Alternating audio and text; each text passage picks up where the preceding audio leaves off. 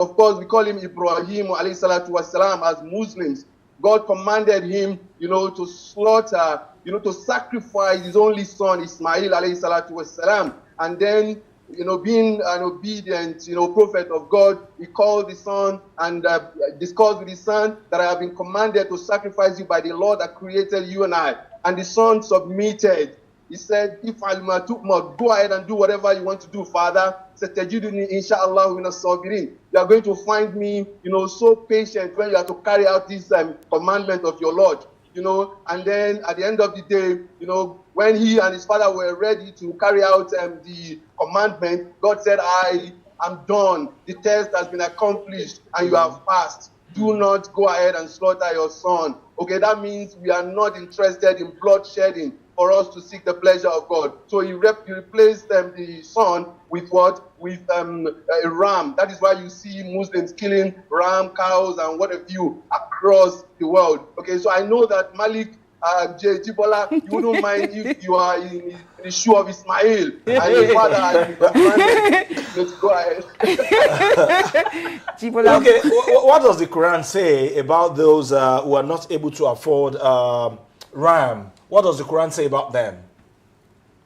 Oh, no, it's not a compulsory exercise. It is optional. It is just for us to eat. It's just a feast so that we would have food around for everyone to share. So if you do not have the means, that automatically qualifies you to those who will benefit. The essence of the ram is for it to be shared into 3 parts. 1 part for the needy, 1 part for yourself, and of course, 1 part, to be kept, for as reserve for the family. Okay, so if you do not have, don't go ahead and stress yourself or use the school fees of your children to, perform such. No, it is prohibited. It is prohibited for you to go ahead and use, your children's school fees or your house rent and all that because it is time for, Eid al-Kabir. No, it is prohibited. So it is not compulsory if you do not have the means. Malik, if you would want me to sustain that name. You still have more questions? Okay, no, I'm fine. All right, we must thank you very much, Kwazim Fumilayo, our brother from Radio Lagos Eko FM, for bringing us up to speed as regards the Hajj operation for this year. We thank you very much for your time. Thank you very much. Thank you so much, Malik Jibola. Enjoy the privilege. Enjoy yourself. I will wish you safe journey back home. Thank you so much. Yeah, bye. Thank you so much, brother. All right, that's Nigeria. it with our dear brother, Kwasim Fumilayo from Makkah this morning, bringing us up to speed as regards what is happening on this year's Hajj operation right from Saudi Arabia. So away from Saudi Arabia now, back here in Lagos, Nigeria, let's quickly give you details of our news points today. It's a combination of so many things: politics, national development, and of course the mood of the nation as we speak right now. Okay, Bukola, I think you should start. Yeah, let me start with Salah. This headline says, Salah, Tinubu, Akpabio, governors preach unity, sacrifice. President Bola Tinubu, Senate President Godswill Akpabio, and several state governors have called on Nigerians to embrace unity, sacrifice, and renewed commitment to national development as Muslims across the country celebrate Eid al-Kabir. In separate Salah messages, the political leaders urged Nigerians to use the festive period to pray for peace, support the country's ongoing reforms, and extend care to the less privileged, stressing that the values of sacrifice and compassion remain critical to overcoming Nigeria's current challenges. The president, in his Eid Kabir message to Muslim faithful in Nigeria and across the world, linked the sacrifice which is at the heart of Salah and the economic hardships Nigerians have endured under his administration's reform program. It said the sacrifice of the past 3 years had yielded a more stable economy, adding that the country is now positioned as a preferred investment destination. And let me move to what the Senate President said. Now, according to the Senate President, that's Godswill Akpabio, and the Deputy Senate President, Barau Jibrin, they called on Nigerians to support President Tinubu and pray for peace, unity, and national stability. Akpabio, in a statement by his special advisor on media and publicity, Eseme Yibo, congratulated President Tinubu, the Vice President Kashim Shettima, and Muslim faithful on the occasion of the Islamic festival. The Senate President urged Nigerians to use the period for sober reflection and fervent prayers for the country, particularly for troops battling insecurity and farmers affected by the violence. Okay, so the president has spoken. And of course, the Senate president has also spoken. And then we've heard governors from states across Nigeria, greeting Nigerians and sending their Eid al-Kabir message. Beautiful, good messages so far. But then they talk about sacrifice. Love. That's my major issue. All the messages that we've read so far, they've linked it to our current situation in Nigeria. Nigerians are facing economic hardship. Nigerians are not totally secured like the way they should. People are scared because of the rising insecurity in the country. And they want us to continue to sacrifice. Fine.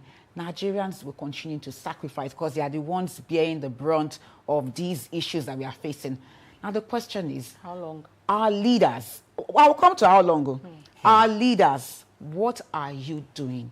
Are you also sacrificing? If yes, please show Nigerians. Nigerians need to trust their leaders. And if indeed you are also sacrificing in your own little ways or in your own big ways, please show us. Then number two, how long do you want Nigerians to continue to sacrifice, to continue to bear the brunt? For me now, another issue they raised is tolerance. Yes, I agree totally. We must tolerate one another. Nigeria is, I call us a very big family. So we need to tolerate one another. But at the same time, our leaders, they also need to tolerate us too. They also need to consider us. They also need to show love. This love, unity, sacrifice that they've been preaching and they will continue to preach, because I know in December they will preach the same message.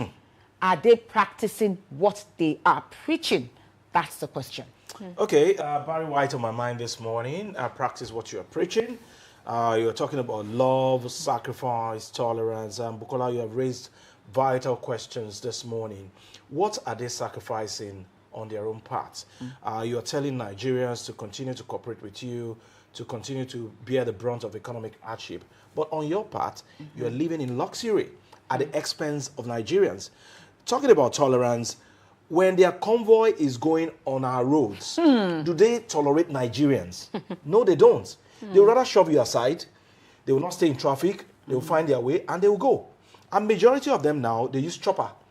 They don't ply our roads anymore. So for them to actually know the true state of our roads, they don't even know. They don't know. They can't even find. And you are spending the taxpayers' money as if money is water. Sometimes when you preach certain things, I question myself. And I put this question to you, majority of you, do you have conscience at all? How do you sleep? If you train your children abroad, if you pamper your children and the society is not good, and they come into that society, it is that society that will consume them.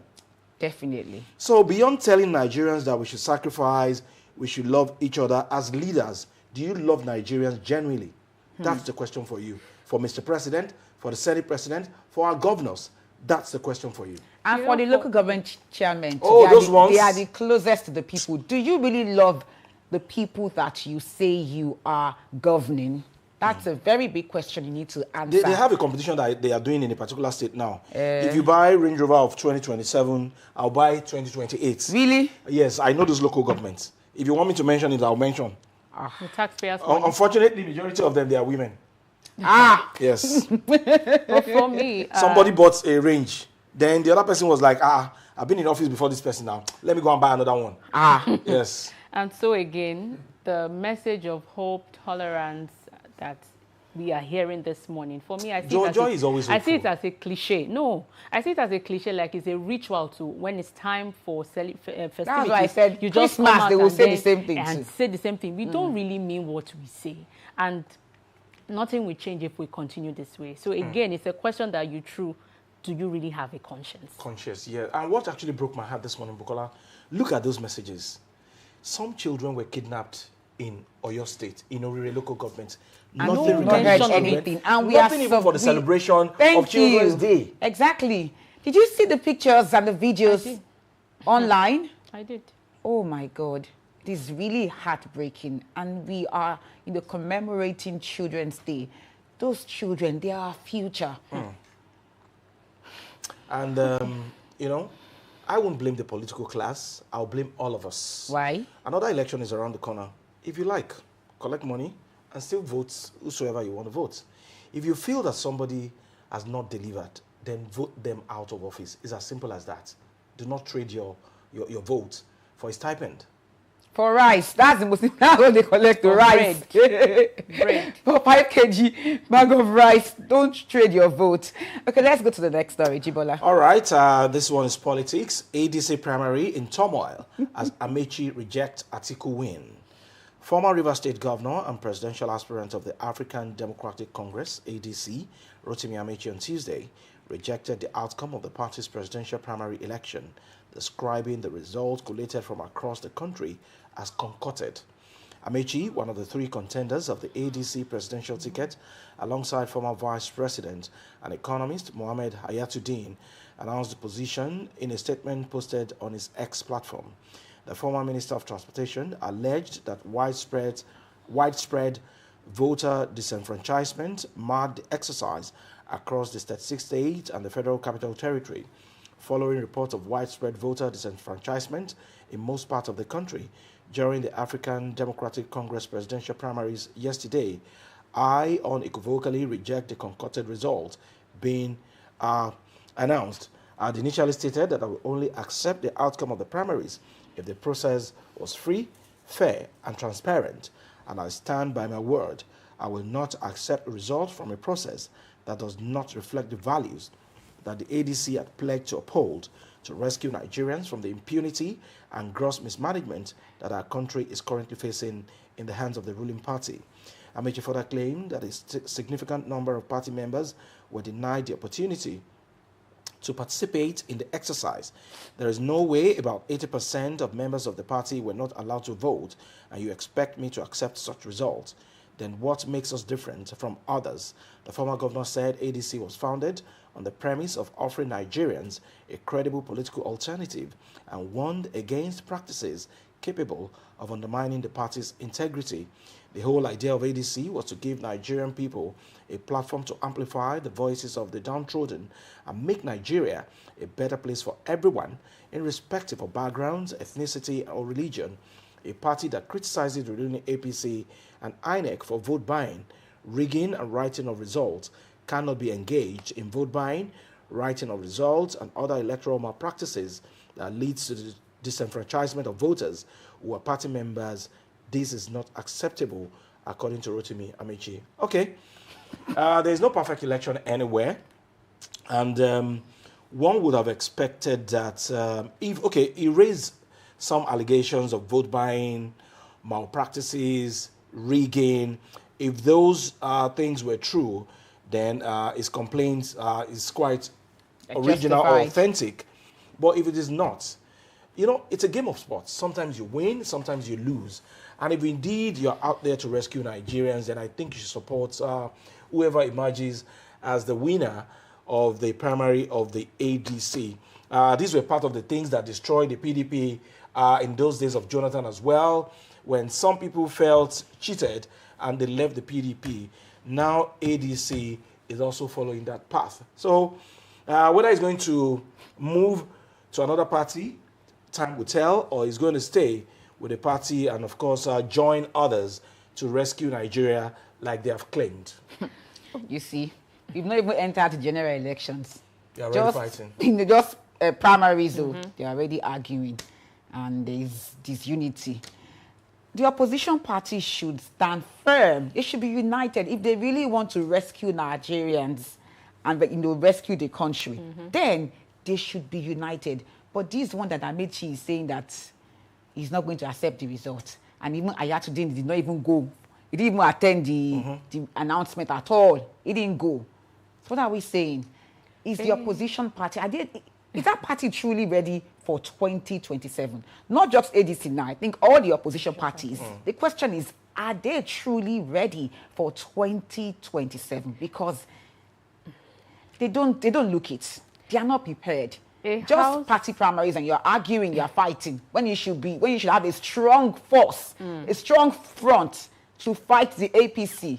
And you know, if you really want to rescue Nigerians, then go ahead and rescue. But right now, you have not even rescued yourself. And you want to rescue Nigerians. A house divided against itself cannot stand. And they all claim that they want to rescue the country. And what I would have expected is, of course, there can only be one winner. Yes. If you all claim that you have the same goal, which is to rescue the country, why don't you all support whoever wins with your own ideas? Right? The goal is to rescue the country, right? You don't have to be at that seat to rescue the country. Thank you. You can give your ideas. Oh, this is how we think we can rescue the country. Now, this again now falls back again to the reason why you want to become, or the reason why you want to be on that seat. Is it for your own personal interest, or is it for the interest of the nation? And you know, when you look at this bunch, Bukola, they have had opportunities to serve Nigeria. Yes, he was the River State governor now. Different times.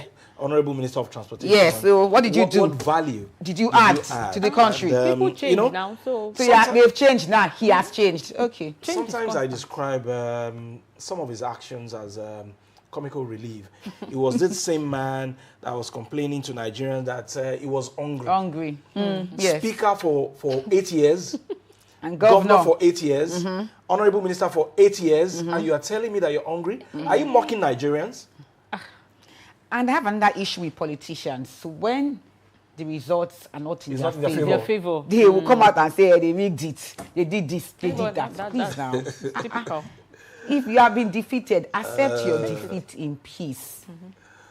Okay. And let's move on. Okay. And support whoever wins. Our fingers are crossed. We are watching. Let's see. 2027 there will be drama. Yes, sir. Okay, back to Lagos here. Lagos Malls monthly quarterly rent payment system. The Lagos State government has said plans are being finalized to introduce a monthly and quarterly rent payment system aimed at reducing the financial burden of annual rent on residents, especially low-income earners. The Commissioner for Housing, Moruf Akindero Fatai, disclosed this during the ministerial press briefing commemorating the third year of Governor Babajide Sanwo-Olu's second term in office. He said the initiative was conceived following the success of the state's rent-to-own housing policy, which allows beneficiaries to make an initial 5% payment and spread the balance over 10 years. According to him, and I quote, Lagos State government introduced the rent-to-own scheme that allows tenants to own their homes by paying an initial 5% payment and spreading the payment over 10 years. He explained that the government was looking beyond home ownership to ease renter pressure on Lagos residents through a more flexible payment structure. That's basically the thrust of it, which is a good one. But again, I can understand if this is regulated within the government structure, the government home. How will this transcend into the Baba landlords and the Mama landlords who will say, it wasn't government that gave me money to build my house. It wasn't government that gave me cement to build my house. Joy, you're just being realistic. If government cannot bridge the housing gap or the housing deficit that we have in the States, then to regulate what landlords or landladies charge their tenants might be pretty difficult. If indeed you want to tackle this problem of astronomical housing rents, then you might need to introduce some kind of mortgage or build enough housing units to solve the problem of housing in Lagos. Because landlords will come and tell you that, okay, while I was building my house, where was the government? Did I get from you? Yes. So why would you be the one to regulate what I charge my tenants? I don't know how the government of the state is going to do it. So this sounds like a relief policy on paper. Beautiful policy. Implementation. If they truly implement it, it will ease the pressure of Nigerians, Lagosians who have to pay. I hear that some landlords will ask you to pay for 2 years. I think a lady was I've even heard of 3 years. 3 years. Yes. 3? Yes. I've heard that one. Wow. So you know Joy does not live in Lagos. No, this is not, this is it not can't happen in Lagos. So is it in Lagos? Lagos, yes. Ah, 3 years. Yes. So the government. You know my condition now. I do. Hey. Don't have a condition. And I'm praying for you. It is well. So like I said, it sounds like a relief policy on paper. So the success will depend on compliance by the landlords, regulation by the state government, realistic enforcement. Yes, I agree with you. It's one thing for us to say this and another thing for us to implement it. It's a beautiful policy. You know, I was having a discussion with someone in Radio Lagos the other day, and when the guy mentioned what he's paying for a room and a parlor self in Ikorodu, he said 1.2. In Ikorodu? Yes. We are big. Yemidairo was there. We are big. I